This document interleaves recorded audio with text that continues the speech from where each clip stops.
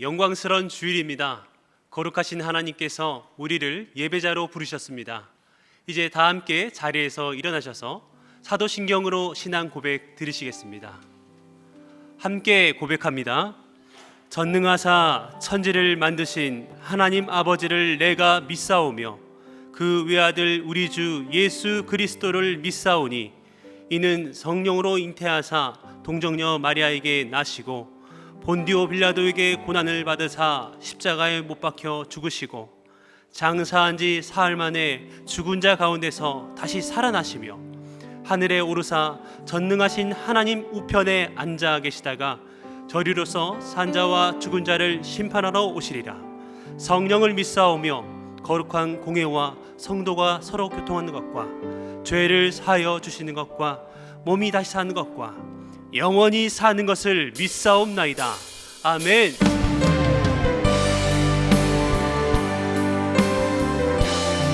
우리의 마음과 정성과 뜻을 다하여 하나님을 찬양하며 나아갑니다. 찬양하며 주님을 예배할 때 하늘 가득한 주의 영광 보리라. 나를 통하여 나의 입술을 인하여 주의 이름 높임을 하소서.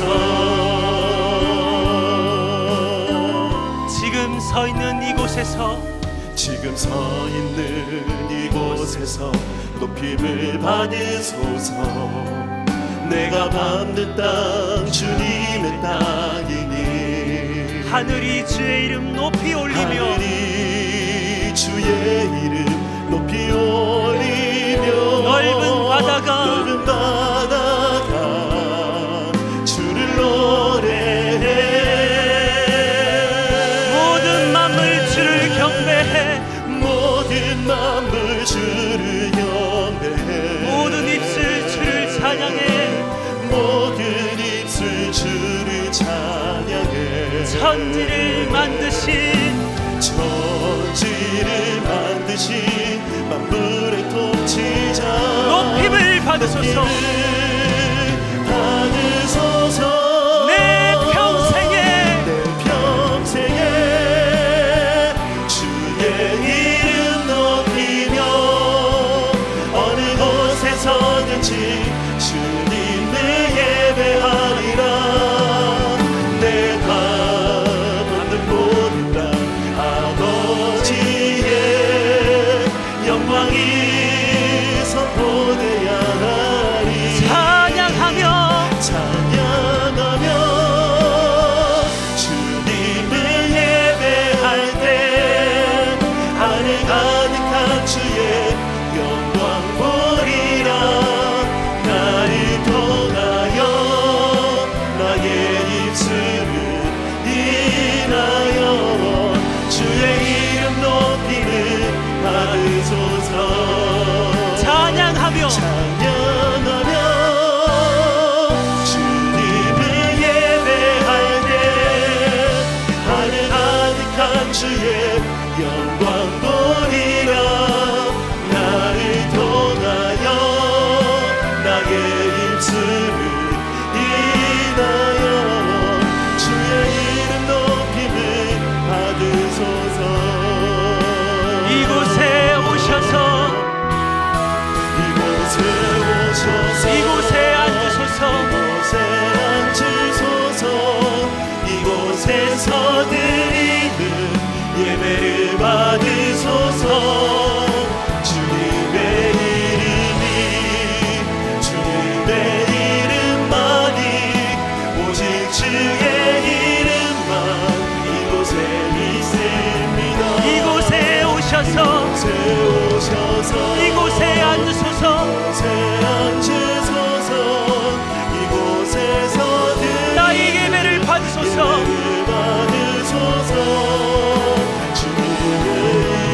주님의 이름만이 오직 주의 이름 높임을 받으소서. 영광 영광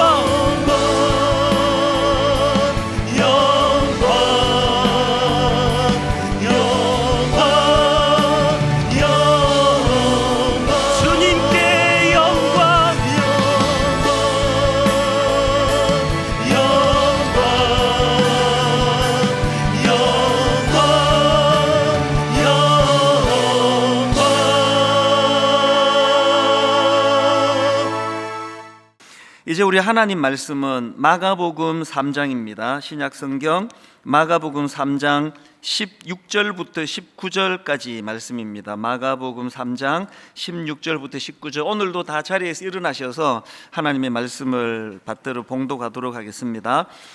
마가복음 3장 16절부터 19절까지 한 목소리로 합심해서 같이 읽도록 하겠습니다.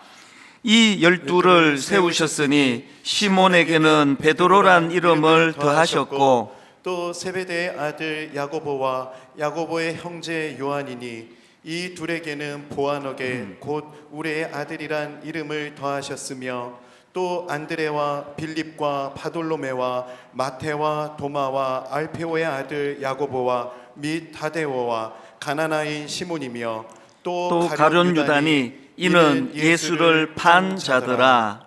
아멘. 네, 자리에 앉아 주시기를 바랍니다. 그 심리학자가 쓴 책 중에서 이 월요일 아침의 심리학, 이 책은요 그 직장인들의 그 애환과 또 그 월요병 뭐 이제 이런 것들로 힘들어하는 분들을 위해서 쓴 책인데요.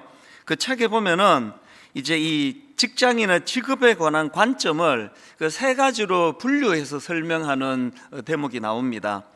이제 첫 번째로는 이 직장이나 직업을 영어로 말하면 job, 그러니까 이 단순한 생계 수단으로 보는 그런 관점이 있고요.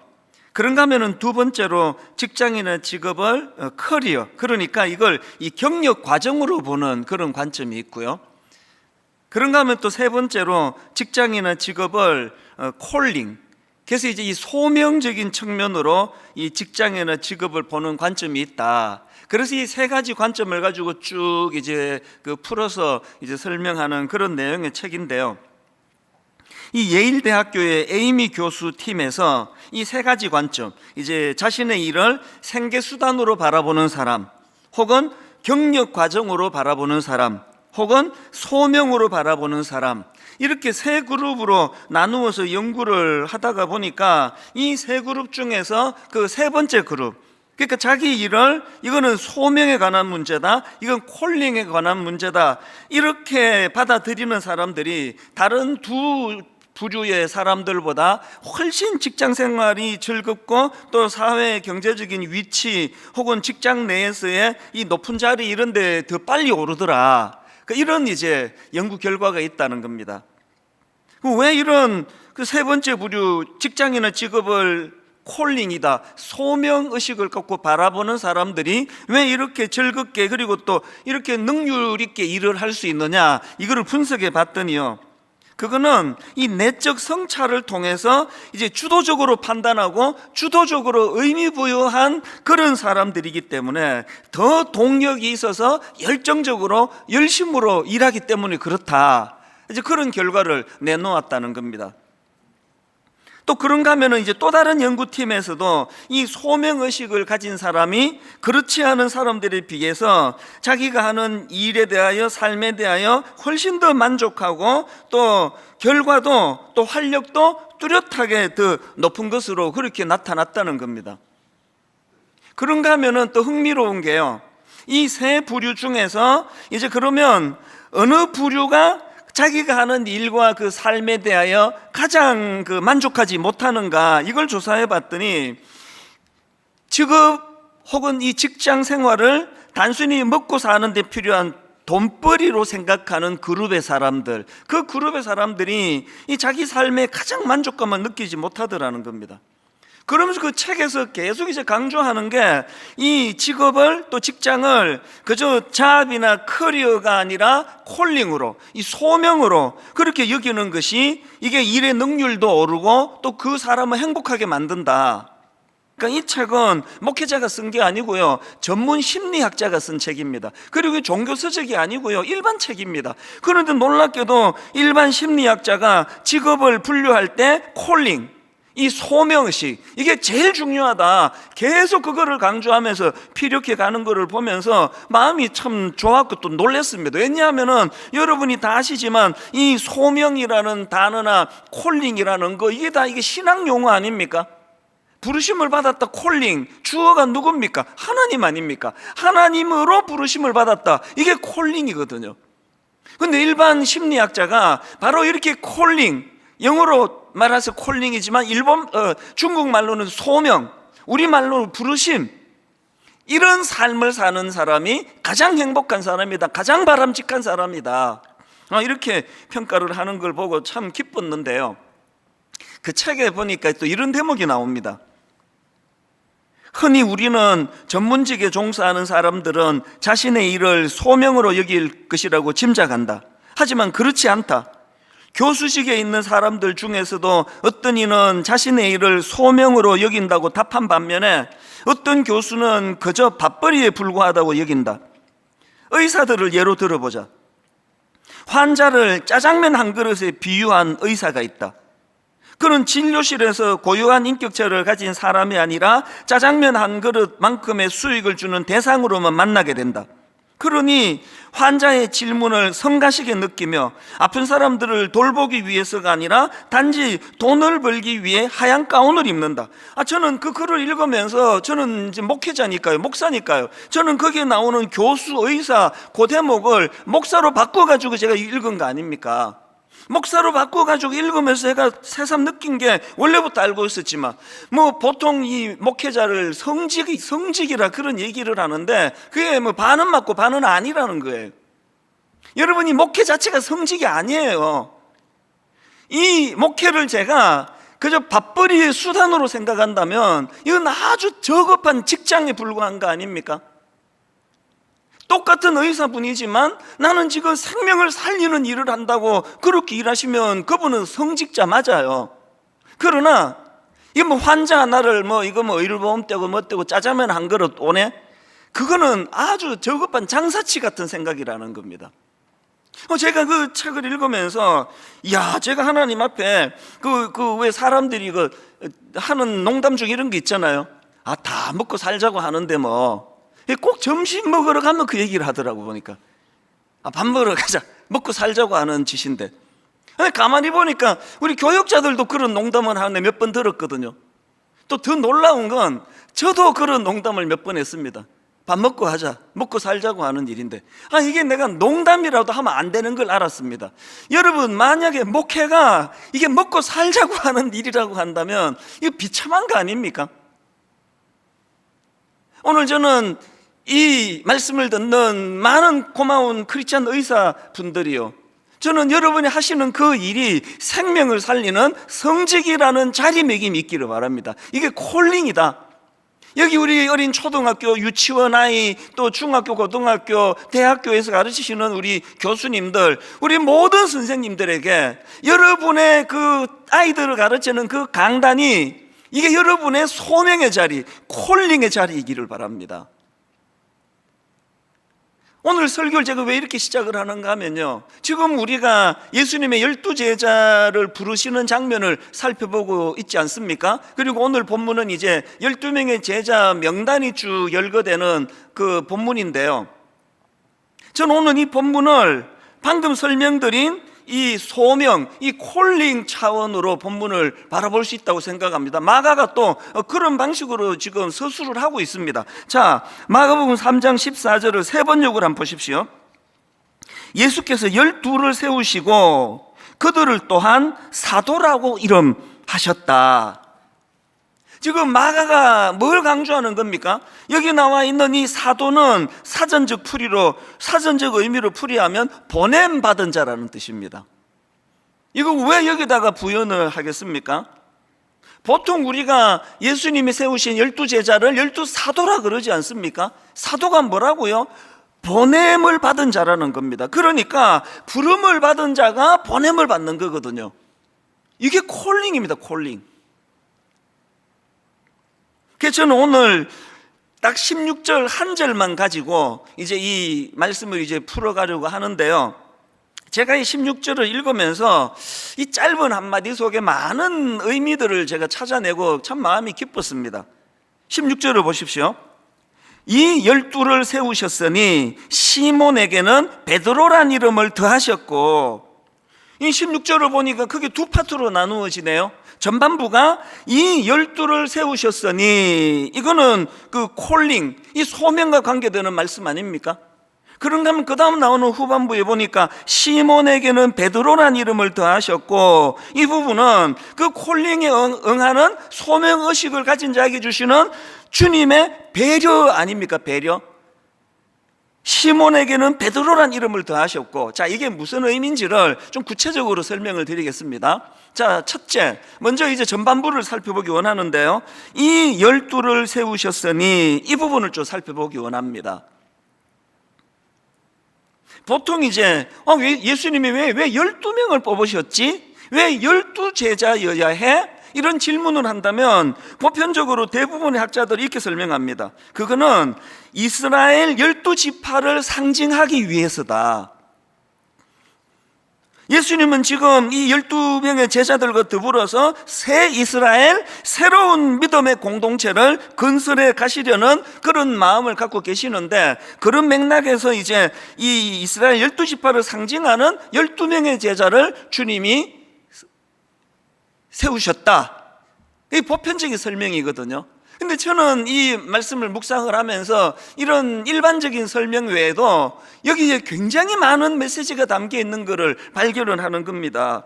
그 중에서도요, 중요한 게 뭡니까? 예수님께서 지금 새 이스라엘 공동체를 세워 가시되, 나는 혼자 다 할 수 있다, 나 전지전능하다, 난 니들 도움 필요 없다, 이게 아니고 그 약하디 약한 12명의 제자들과 함께 이루어 가시는 그 정신, 이게 12명 안에도 녹아 있는 겁니다. 무슨 뜻입니까? 지금 예수님은 구약의 잠언 27장 17절의 정신이 제자들 안에 흐르기를 원합니다. 잠언 27장 17절에 어떤 말씀이 있습니까? 철이 철을 날카롭게 하는 것 같이, 철이 철을 날카롭게 하는 것 같이 사람이 그의 친구의 얼굴을 빛나게 하느니라. 왜 12명이, 왜 복수가, 왜 함께 모여서 공동체를 이루어야 되느냐고요? 그래서 서로가 서로를 섬기고 서로의 약한 걸 보완해가고 서로가 함께 성장하며 철이 철을 날카롭게 하는 그 공동체를 주님이 원하셨다는 거거든요. 인간은요, 그렇게 지원받은 존재예요. 최근에도 그 쥐를 가지고 실험한 그 내용을, 칼럼을 제가 읽은 적이 있는데요,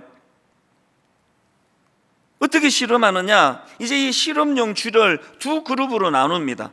그래서 한 그룹은 이제 혼자 각각의 이제 독방을 만들어서 혼자 지내도록 그렇게 격리를 하고, 그런가 하면은 이제 또 다른 집단은 쥐들이 함께 모여 살도록 이제 그렇게 이제 환경을 조성하고는 모든 쥐들에게 종양세포를 투입했다는 겁니다.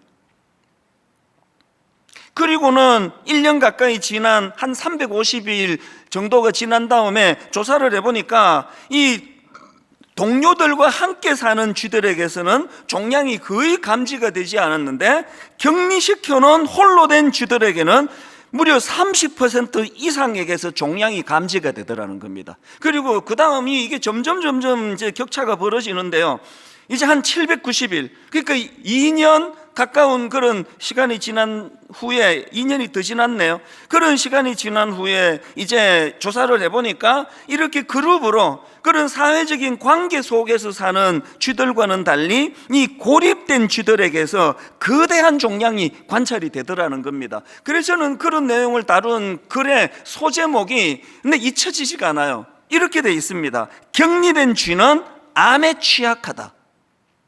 격리된 쥐는 암에 취약하다. 여러분, 왜 이런 걸 가지고 실험을 할까요? 인간도 마찬가지이기 때문 아닙니까? 여러분, 격리된 쥐가 암에 취약하다고 하는 그 메시지가 우리에게 뭘 가르쳐 줍니까? 예수님이 12명의 제자들을 아주 유능한 제자 1명, 둘 이렇게 뽑으신 게 아니라 그만한 제자들을 12명을 뽑아서 철이 날카롭게 하듯, 왜 그렇게 하셨냐고요? 인간은 그렇게 지원받은 존재입니다. 그래서 여러분, 신앙생활에서는요, 독불장군이 없습니다. 독불장군 아시죠? 무슨 일이든지 자기 생각대로 혼자서 처리하는 사람, 신앙생활에는 독불장군이 없습니다. 그럼 이런 질문도 가능하지 않습니까? 아니, 그렇게 그룹으로 하는 게 그렇게 좋으면 꼭 12명이 아니라 22명을, 32명을 뽑으시는 게 낫지 않습니까? 예수님이 생각하는 소그룹은 저는 이런 생각을 혼자 해보는 겁니다. 왜 12명이, 왜 13명이 아니라, 왜 22명이 아니라, 왜 32명이 아니라 12명인가? 12명이라는 이 소그룹의 숫자를 넘어서면은 소외감을 생기는 사람, 낙오가 되는 사람. 그래서 제자 훈련도요, 가장 기본적으로 10명에서 12명을 바탕으로 제자 훈련을 1년간 그렇게 진행하고 있는 거 아닙니까? 예수 믿는 크리스찬이라면 이 소그룹의 중요성을 인식하셔야 됩니다. 그래서 함께 같이 마음을 나누고 함께 기도 제목을 나누고, 게다가 여기서 한 가지 제가 오늘 이 본문을 묵상하다가 새삼 놀랐던 게 뭐냐 하면은, 예수님이요 이 12명의 그 일꾼들을 부르시는데 너무나 다른 사람이에요. 어떤 제자는 그저 조용하고 또 차분하게 일하는가 하면, 또 어떤 제자는 막 우레의 아들이라는 별명이 있을 정도로 막 다혈질이고 급하고 이런 이질적인 사람들을 모아놓는데요, 저는 이 이질적인 요소의 백미가 18절에 있다고 생각합니다. 오늘 본문 18절에 제가 다르게 표시한 이 두 사람을 한번 주목해 보십시오. 또 안드레와 빌립과 바돌로메와 마테와 도마와 알페오의 아들 야고보와 및 다데오와 가나나인 시몬이며, 여기 나오는 가나나인 시몬을 세 번역으로 찾아보니까 열혈당원 시몬 이렇게 번역하고 있더라고요. 여러분 이거 다 아시죠? 예수님 당시의 유대 나라는 로마의 속국 아니었습니까? 그러니까 그런 상황에서 열혈당원은 로마에 대하여 극렬하게 저항하며 싸웠던 사람이에요. 막 칼을 품고 다니던 사람이라 할 정도예요. 이런 극단적인 열혈당원이었던 시몬이 있는데, 여기에 반해서 세리마테는 정반대로 로마에 빌붙어 가지고 세금을 그도 로마에 바치는 일을 하던 그런 사람 아닙니까? 뭐 그야말로 세리마테와 열혈당원 시몬은 상극이에요, 상극. 그래서 제가 이 상극을 제가 국어사전을 찾아봤더니 이렇게 설명합니다. 둘 사이에 마음이 서로 맞지 아니하여 항상 충돌함. 아니 예수님은 이거 너무 잔인하신 거 아닙니까? 한 200명 뽑는데 이런 사람 저런 사람 있다면 내가 이해를 해요. 눈만 뜨면 서로 이게 이 소그룹으로 딱 환경이 좋은 그 12명 안에, 그래서 우리가 제자 훈련할 때, 다락방 할 때 정치 얘기 절대 안 하잖아요. 그러면 막 상극이 되니까, 막 사사건건 충돌하게 되니까. 그런데 예수님은 왜 이런 상극을 묶어 두셨을까? 굉장히 중요한 메시지가 여기에 있습니다. 여러분, 예수님께서 원하셨던 그 공동체는, 이 하나님 나라의 공동체는 이런 말도 안 되는 이질적인 정말 원수 같은, 생각이 모든 게 다른 사람들이 모여서 서로 용납하고 서로 품어주면서 서로 조화를 이루어가는 것이 하나님 나라라는 걸 강조하고 싶은 거 아니겠습니까? 최근에 제가 이런 말을 들었습니다. 어느 분하고 대화를 하는데요, 이 이데올로기가 위험한 거는 이 좌파나 우파에다가 하나님을 가두어 버리는 결과를 가져오기 때문이다. 굉장히 제가 그 말이 좀 와닿던 게 뭐냐 하니까, 만약에 우리가요 이 하나님은 이런 분이야 이렇게 규정을 지어버리면은 하나님을 엄청나게 제한시켜 버린다는 거예요. 어떤 이데올로기로 이 우파적인 생각, 좌파적인 생각으로 하나님을 바라보면 하나님의 그 폭넓으신 시몬도 품어주시고 열혈당원 시몬도 품어주시고, 그런가 하면은 또 그 악한 세리마트도 품어주시는 그 주님의 폭넓음이 이 제한을 받을 위험이 있다는 거거든요. 저는 보수적인 사람이에요.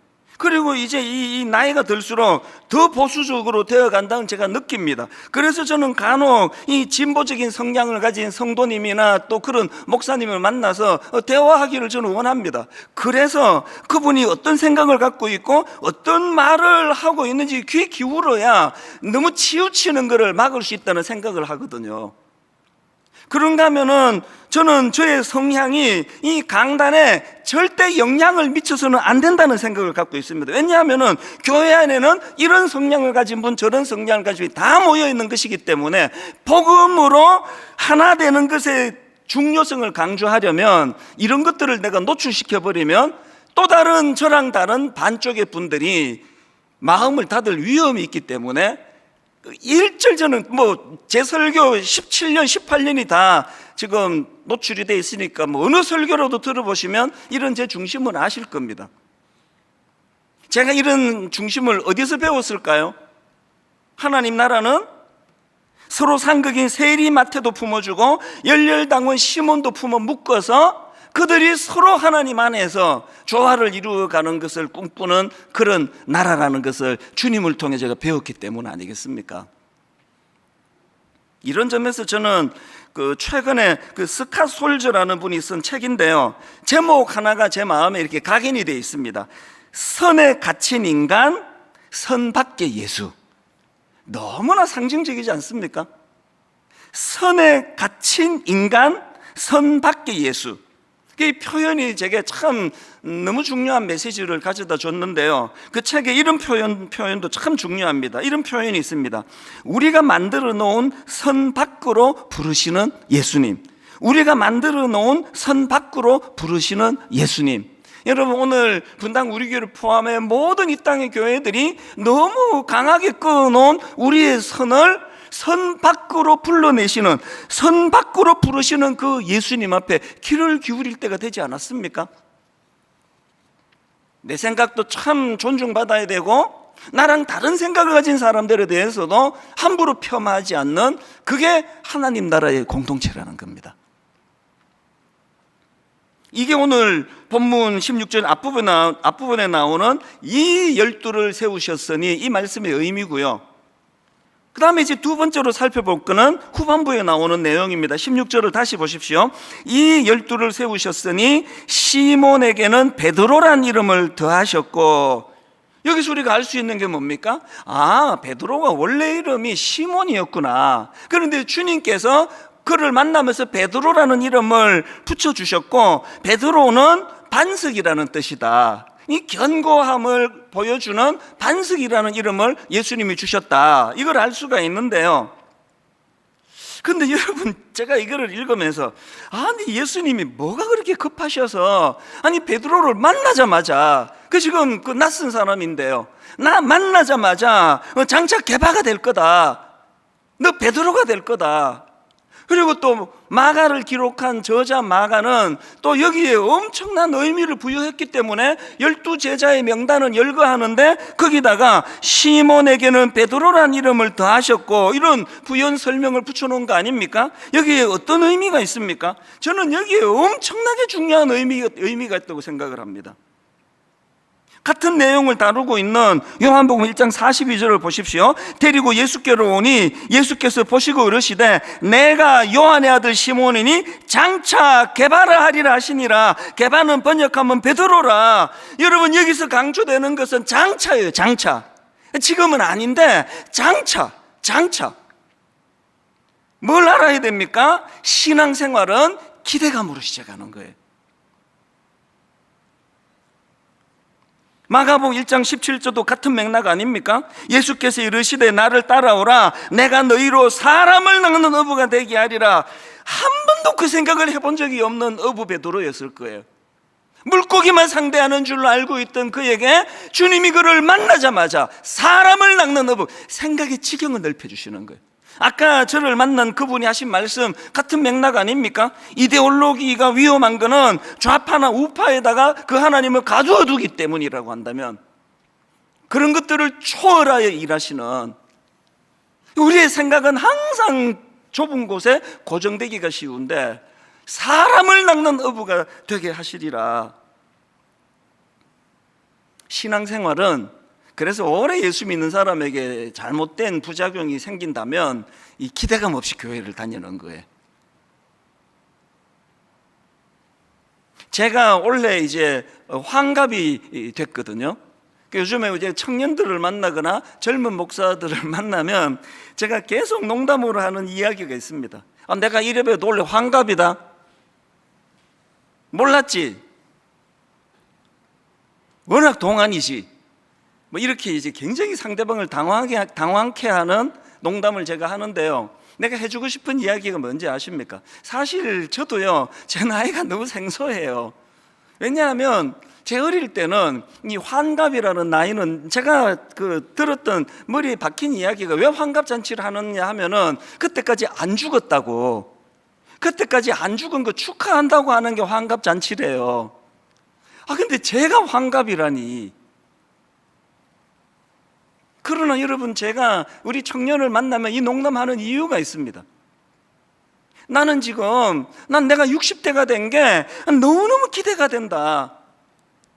여러분, 이거 농담이 아니고 거짓이 아니에요. 저는 저의 60대가 막 가슴 벅차게 기대가 됩니다. 왜 그렇습니까? 20대 초반에 예수 그리스도를 인격적으로 제가 만났는데, 제 이름은 시몬도 아닌데도 주님이 저에게 개바라 부르셨거든요. 너는 반석이 될 거라고. 그리고 그 기대감을 가지고 20대를 준비했더니 세상의 30대에 그 사랑의 교회에서 만났던 수많은 내 제자들은요, 저의 은인이에요. 저를 살게 한 사람이에요. 이 저같이 보잘것없는 시시한 지도자를 너무나 존중해주는 수많은 제자들 때문에 항상 나는 그 제자들이 지금 마음으로 내 은인이라는 생각을 합니다. 그렇게 황홀한 30대, 기대감에 넘치는 30대를 보냈고, 40대에 분당 우리교회를 개척해가지고 상상할 수 없는 그 개바가 되리라는 은혜를 누리고 살았고, 그런가 하면은 저희 50대는 나 같은 게 꿈도 꾸지 못하는 1만 성도 파송 운동이라고 하는, 또 그 할머니의 그 놀라운 헌신으로 말미암아 가평 우리 마을이라고 하는, 너무 가슴 벅찬, 그래서 힘들기도 했지만 저희 60대는요, 요즘에 계속 내 마음으로 묵상되는 게 하나 있습니다. 울며 씨를 뿌린 자는 기쁨으로 단을 거두리로다. 60대는 그 단을 거둘 때 아닙니까? 어떻게 제 60대가 이제 늙어간다, 피부 쭈글쭈글하다, 흰머리 는다, 우울하다, 이렇게 가지를 못하는 거예요. 여러분, 이게 신앙생활하는 성도님들에게, 모든 성도님들에게 공통된 꿈이라고 생각합니다.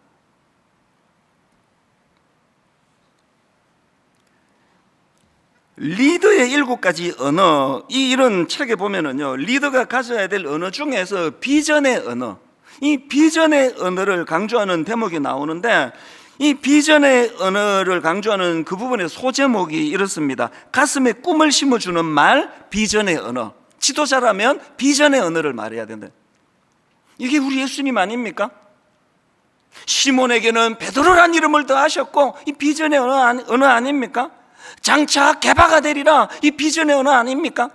네가 사람을 낚는 어부가 되리라, 그 비전의 언어 아닙니까? 저는요, 이 말씀을 묵상하다가 지난 주간에 우리 아들 딸한테 좀 미안한 게 하나 생겼습니다. 잘 키우려고 그러다가 보니까 그랬긴 하지만, 저는 우리 아이들에게 비전의 언어보다는 지적의 언어를 많이 구사한 것 같아요. 저만 그렇겠습니까? 잘 되라고 한 거긴 한데, 너 이거 왜 그렇게 하는데? 너 이거 고쳐야만 돼.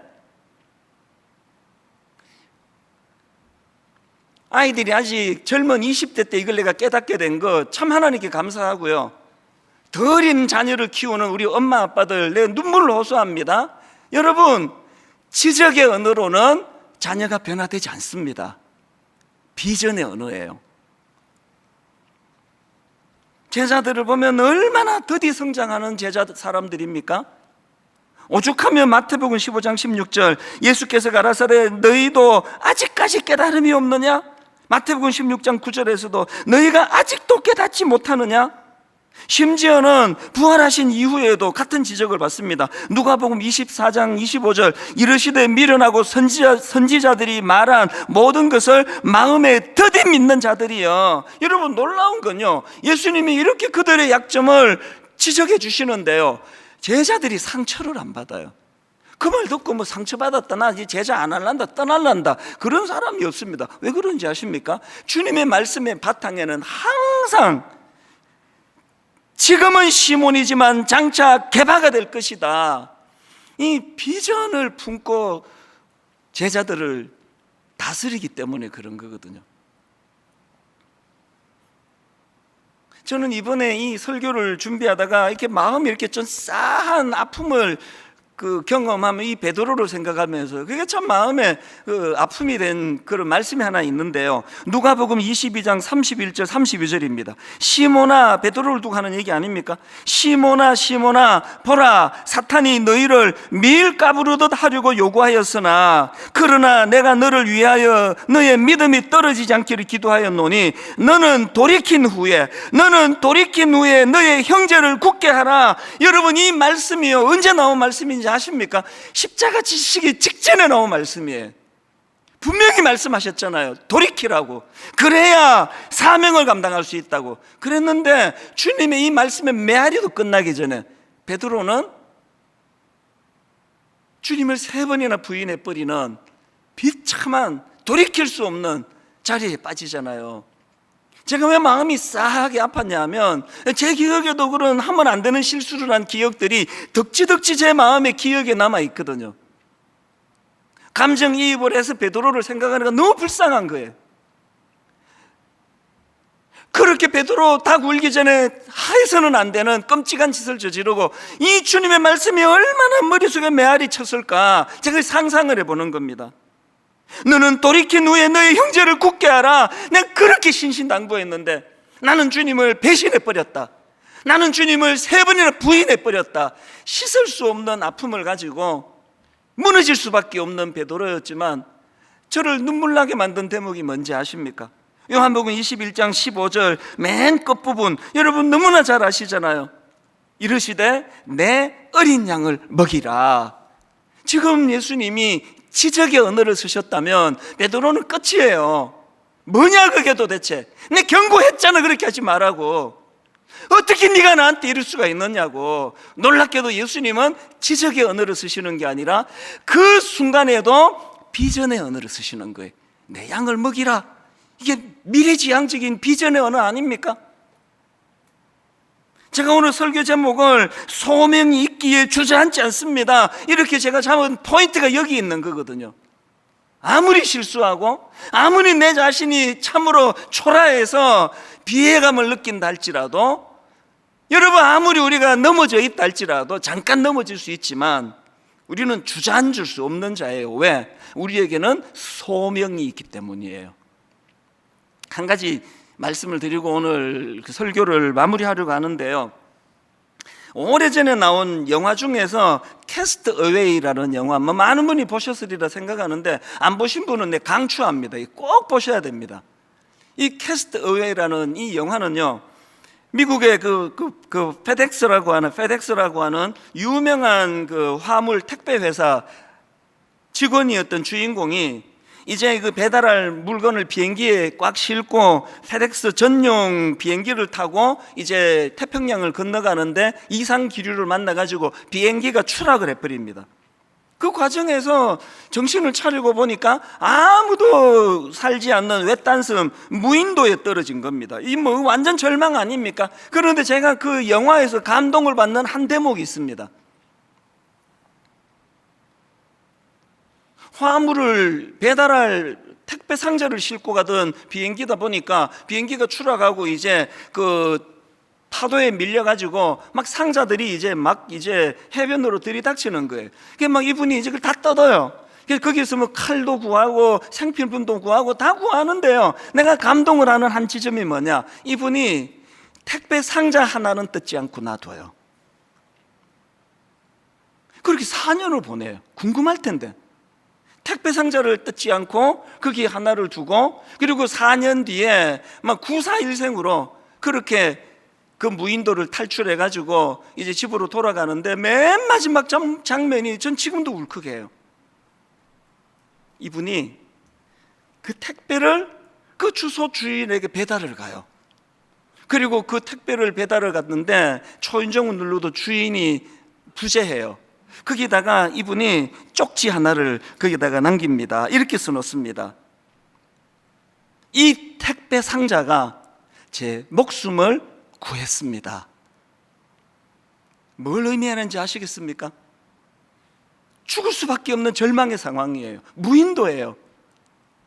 그 절망적인 상황, 그 고독한 밤, 그 우울이 밀려오는 그 시간에 택배 상자 하나를 남겨놓고 나는 사명이 있기 때문에, 나는 이 사명을 감당해야 되기 때문에 나는 죽으면 안 된다, 나는 죽을 수 없다. 4년을 그것을 대내었을 그 모습을 생각하니까 울컥하는 겁니다. 여러분, 비록 현실이 너무 낙심이 되고 코로나19가 계속돼 자영업자들 지금 너무너무 어려움에 빠져 있는 그거를 보면 좀 마음이 아파요. 아무것도 해드릴 게 없는 이 무능한 내 자신이 너무 하나님 앞에 마음이 아파요. 그러나 오늘 제가 이 설교 제목을 통해 아무리 낙심되고 아무리 어려운 무인도에 떨어져 있는 절망이라 할지라도 소명이 있기에 주저앉지 않습니다. 이게 그리스도인들의 언어라고 저는 생각을 합니다. 저는 오늘 이 두 성경 구절, 시편 118편 17절, 내가 죽지 않고 살아서 여호와께서 하시는 일을 선포하리로다. 콜링. 그런가 하면은 고린도후서 4장 7절, 우리가 이 보배를 질그릇에 가졌으니 이는 심히 큰 능력은 하나님께 있고 우리에게 있지 아니함을 알게 하리 하심이라. 여러분, 능력의 근원이 나한테 있는 것이 아니라 이 비전의 언어로 나를 불러주시는, 장차 개바가 될 것이다, 장차 사람을 낚는 어부가 될 것이다, 그렇게 꿈으로 다가와 주시는 그분이 이 초라한 질그릇 같은 내 인생에 보배로 자리 잡고 계시기 때문에 오늘 설교 제목, 소명이 있기에 주저앉지 않습니다. 오늘 이 말씀이 저와 여러분을 살려내는 복음의 능력이 담겨있는 말씀인 줄 믿습니다. 우리 주 예수 그리스도의 은혜와 하나님 아버지의 다함없는 사랑과 성령님의 감동, 감화, 위로, 교통, 충만하심의 역사가 힘든 현실이지만 나는 소명자이기 때문에 이 소명을 다 감당하기 전까지 나는 죽을 수도 없기 때문에 다시 한번 은혜를 구하며 비전의 언어로 우리를 이끌어 가시는 그 주님 말씀에 귀를 기울이며 그렇게 힘 얻어 달려가기로 다짐하며 예배하는 모든 주의 자녀들 머리 위에 지금부터 영원토록 함께 하시기를 간절히 축원하옵나이다. 아멘.